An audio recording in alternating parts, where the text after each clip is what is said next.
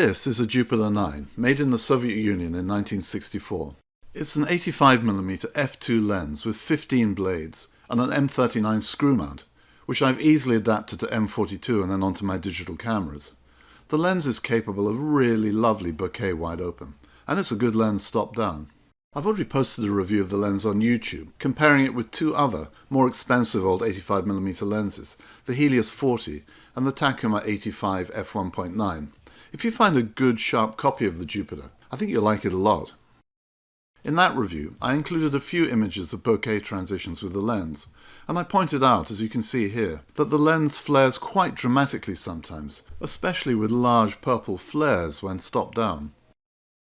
One of the impressive aspects of the lens is that it is as fun to use stop down as wide open, courtesy of those 15 blades. The whole process is helped by the lens having a clickless aperture ring, so testing the transitions from wide open to stop down is nice and easy. There's a tendency these days to buy old fast lenses and try and extract the maximum blur from the shots with an extremely narrow depth of field, and so the lens is left open for most of the time.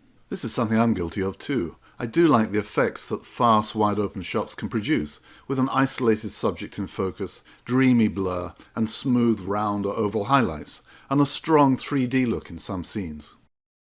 However, lenses with large numbers of blades also give you the opportunity to stop down a reasonable amount and still have round or oval highlights, rather than the more jagged or geometric shapes of lesser bladed lenses, and you get more detail in the background.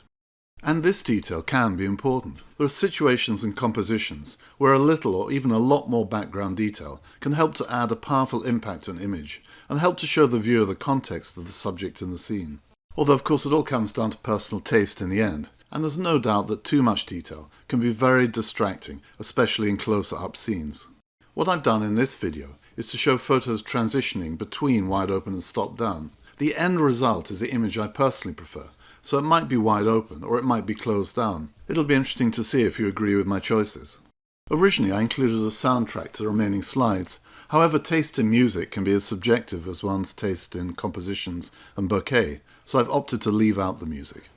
Please let me know if you find these transitions useful and helpful. I'd be interested to hear whether you think they're a good way of demonstrating how specific lenses perform wide open versus stop down, or could you recommend some other way of improving the approach?